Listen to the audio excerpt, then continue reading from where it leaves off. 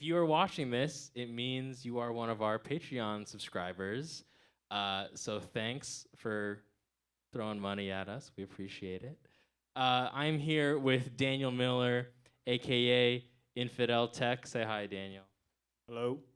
And we're going to do a little patch breakdown of the set that he did for the modular Metalocalypse back in, was that November? That was November. That was last month, November. Yeah, that he did in November. So, Daniel, why don't you go ahead before we really dive into the sounds? Because hopefully, you know, if you're watching this video, then you've heard his set. We'll do a little more jamming at the end, so if you haven't heard it, you can hear it. But how would you describe the music you make, specifically with this patch? Like, how would you describe it? So, I don't know, the sound of a dying star, I guess. Oh, that's okay. So is that like is that a way to say that it's noise? In a way, I mean, I don't necessarily identify as a noise artist, you know. I guess I've been. That's the most noise artist shit I've ever heard. I think I've been pinned with that one, but yeah, no, I guess I tend to end on that darker, heavier side of things. Cool. Okay, right on. So you have a little rig here. It's surprisingly small. I've been surprised how small it was. Especially how much sound you're getting out of it. So it looks like you just have two little skiffs here, one with the bitbox and the variegate, and then one with a whole other hodgepodge of different things. So why don't you real quick, one by one, run us through all your different sound sources. So the first one in the bitbox is just a looping sample of Brahms, like C minor, I think.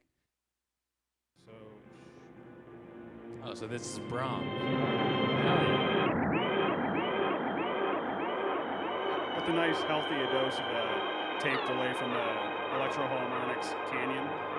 Okay, so is all the sounds from the bitbox running through the Canyon? Okay, and you're using that for delay. Got it. So that's that. I basically just did that for dramatic effect for that last set. I wanted to be able to have something playing that was separate from my main sound sources in the skiff while I went backstage and put on this lovely unicorn mask that I was wearing because I was trying to, No, for sure. So what are the other samples you have in your bitbox? There's one other sample from a job action that I did down in Portland where we were pestering a contractor, and I was just for like 4 hours I was wailing with feedback in a megaphone in the downtown streets of Portland. And then one of my coworkers was saying like, "Oh, this is the wail of the working class." So that would be this sample. The working class. Oh shit. Put some trap drums under that. You got a hot ass beat.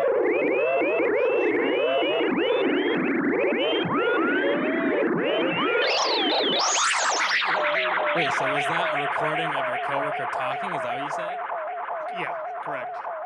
Wow, that's sick. And okay, so then what are the other? It looks like you have two other samples in there. So what are those? So there's another Brahms sample that I kind of trigger that one a little bit. It's a little softer. And then for all the comedy dorks out here, my grand finale was a sample from Your Mom's House podcast. There's this lady that they have a video that she's talking about like, oh, when you get done, they like doing some kind of race, like boats in the Florida Keys or whatever. And she's like, oh, when you get done, come over and have some moose soup. And she says, oh, fuck, you're doing so good. So I thought it'd be perfect for the ending, like, just cut the sound and then have dirty, dirty, dirty, dirty, dirty, dirty, dirty, dirty, dirty, dirty. Fuck, fuck, fuck, fuck, fuck, fuck. Oh my god, I love that. So it sounds like all these samples are kind of being used as like transitions or like to fill space. Do you use these samples at all in conjunction with anything that's going on in this other skiff? Because it looks like these aren't being, there's no patching going on in between the two. No, so you're correct. The only one is that softer Brahm sample. I'll kind of, in my quieter part, I'll start triggering that and bringing that in and out and messing with the delay time to just kind of go over to, fill up some sound.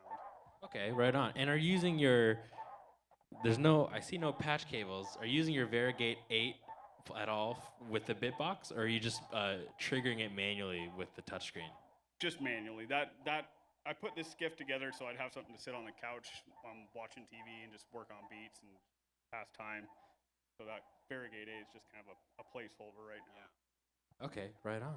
Well, cool. So those are the samples coming from the bitbox, and then, so then you said you were triggering them manually, so no sequencing going on. Great. So then, why don't you walk us through what you got going on up here in the skiff? Okay, so the main heart of this patch and of this whole sound is the 4MS noise swash going through a Pico reverb. The initial one that I had was going through like a 2 HP reverb, which I think I traded to you. Yeah, why'd you let go of that reverb, by the way? I don't know. Well, the Chronoblob was a good trade. That's shit. You're right. So, Yeah, so yeah. You did get the long end of the stick on that one, huh? yeah. So that's the main beef of everything that goes through here that gives the big, just overwhelming tone. And then just last night I altered this a little bit and I split that channel. So instead of the reverb just going into that one, I'm splitting it off to one of the other inputs on the. It's a Warps clone that was done by Blue Lantern, and it's just as soon as I got this module, I put it in there. I went through the algorithms. I found that tape delay that's in the Parasite mode or something. I'm pretty sure that's what it is, and it just sounds freaking awesome. It's a lot of tape delay going on. You got the Canyon and the Warps doing tape delay, right? Is that what I'm hearing? Correct. Yeah, and then there's a little more delay in reverb in one of the Eventide edge.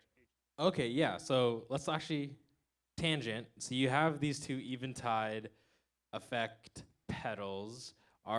Is your skiff running just straight into the effects pedals, or the effects pedals running as send returns on your mixer here? They're going straight, so everything goes, the two sound sources are in here. It's the noise swash, and then the other sound source is a Mysteron going through a phonogene in broken echo mode. And so those two sound sources go into a Retro Mechanical Labs guitar pedal interface. So then I can split them off, and the stereo sends into these once I do get into mixing with stereo. These are still all mono sources. It's when I make room, I'm gonna make a change and put the X-Pan from Make Noise in here. Okay, so can we real quick hear the noise swash going through, all those different things? So this is the noise swash.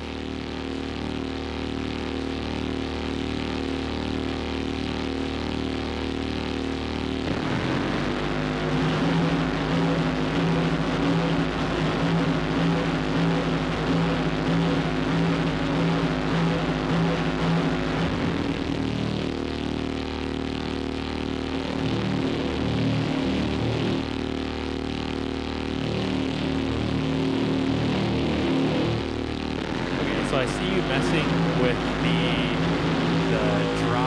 the dry wet on your tape delay. So are you like using the delay to basically just kind of have the noise swash like harmonize over itself a little bit? Yeah, I think that's what it's mainly for. So the first part is just this heavy drone switching between the two. Just hitting that toggle switch so it gets those kind of pitch changes. Like, sounds like you drop tuning or something like that. Wait, so that actually brings me to another question. For people, including myself, who don't 100% know what the noise swash is or does, obviously, judging by the name and from what we just heard, I'm assuming it's just like a few different drone oscillators. Is that right? I think in the little pamphlet that the manual comes in, I'm not like, I can't speak on complete authority on it because it's just, to me, it's magic. But it's like a swarm oscillator type thing that actually can send out random CV too, so you could use it for sounding out like random CV modulations, or you can process other audio through it, so you can use it as like a sound source for like just totally destroying drums or stuff like that. But I primarily just use it as a sound source, a chaotic sound source, and I'll get it locked in this state, and then as I evolve through my set, I'll break down to a more quieter spot, and when I bring this back in, I start turning the knobs and getting into more chirpy, like crazy sounds out of it. Okay, interesting. So wait, so remind me. So it's the noise wash going into the Pico reverb, going into the warps, and then that's going through The H9 Max, and that's just in a nice warm distortion saturation patch. Okay, so that's getting distortion from the pedal. A little bit, like, so it just boosts the signal. Well, yeah, let's hear it without. Oh, okay. Go ahead, throw that on. Got it. Okay.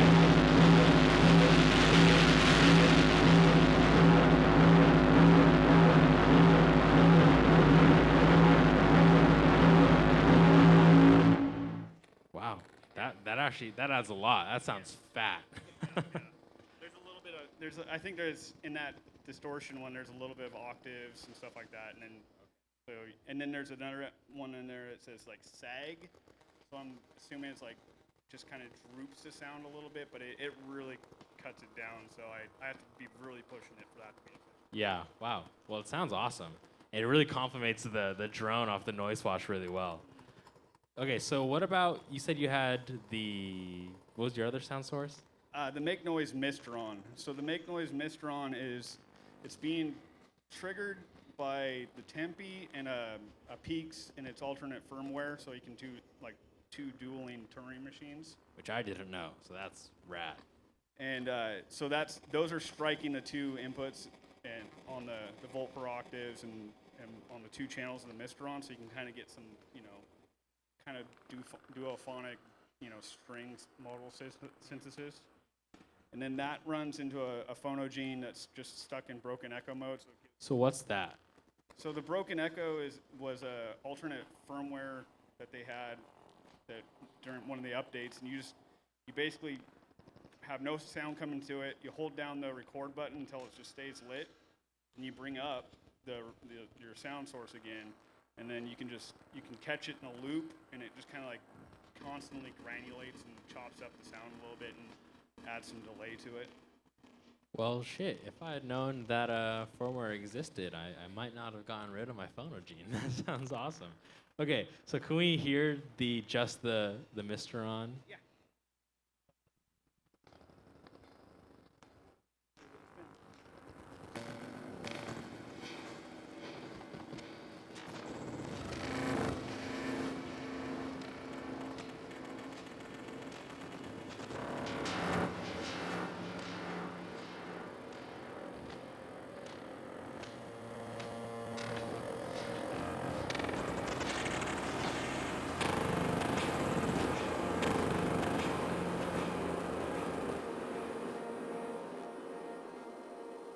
So it sounds like between, being struck by the Turing machine and then the broken echo and the phonogene, it's a lot more percussive of a sound. You get some more hits in there rather than just some drones.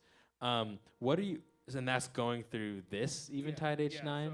Yeah, so that goes through my second Eventide, and that's just in a nice delay and reverb swell sound that adds to it. So I can take that off and.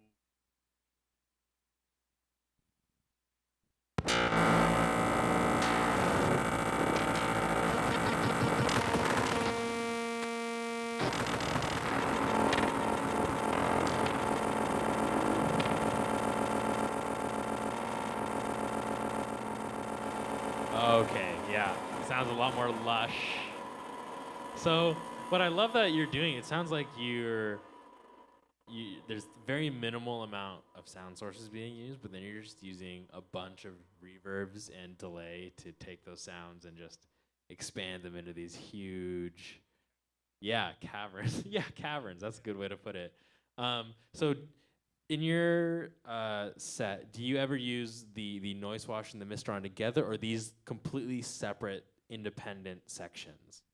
No, I'll start using them together at like when I start trying to bring that real heavy sound and morph it into the quieter percussive session or part, and then towards the end I like to be able to like just cut the noise wash free, and then just turn the knobs like crazy, and then feed that delay so you can really start getting, you know, some heavy drones and chirps coming out of that with that digital crushing sound coming out of the Mistron. So it sounds like there's a lot of chaos going on, but you kind of are holding the reins on it a little bit, and you're kind of controlling it and steering it a little bit, which I think oftentimes when people like make this kind of music, they make noise music or just anything that's chaotic, it's especially on modular, it's super hard to like to control it, you know, to make it go where you want to go. So I don't know if this is a good question to ask, but like, how would you say you are able to maintain that level of control with such a chaotic sounding patch?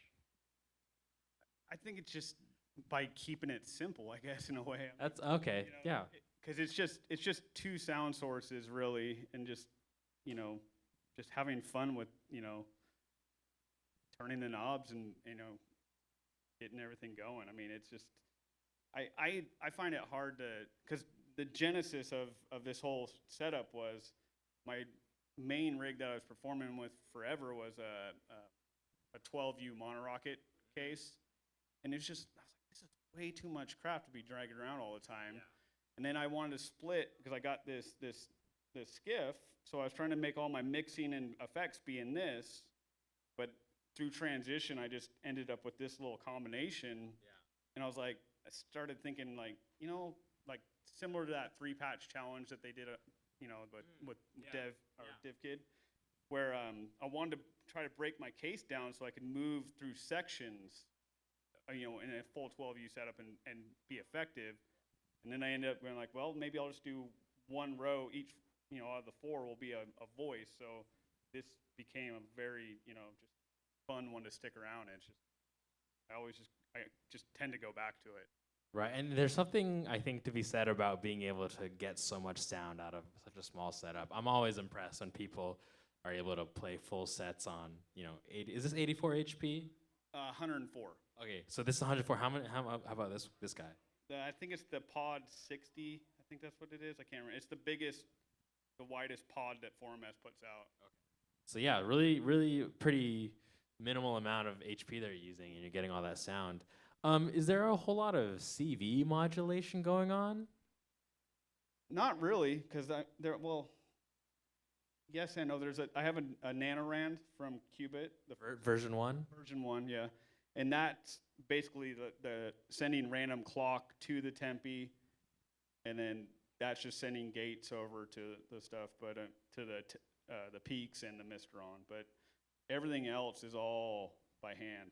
Okay, so maybe that's another way that you're able to maintain control, is because there's not a whole lot of signals moving the patch for you. You have to do it by yourself. And I bet that also makes it a lot easier to perform on too, because then, yeah, the patch isn't moving on its own. You have to move it forward. Wow, okay. Well, cool. I think I would love to see or hear like 5-10 minutes of you just jamming on this patch. And yeah, well, great. Again, this has been Daniel Miller, aka Infideltek. Daniel, thanks for being here. We really appreciate it. I think people value seeing how these patches and sets are made. So yeah, great. Infideltek.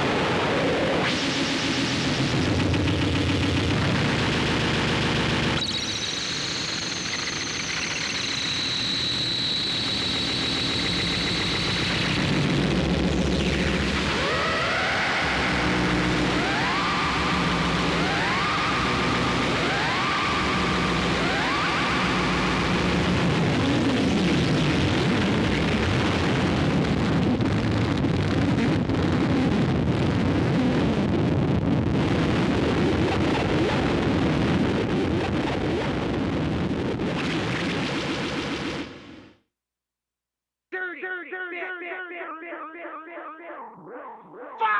You guys! Get dirty!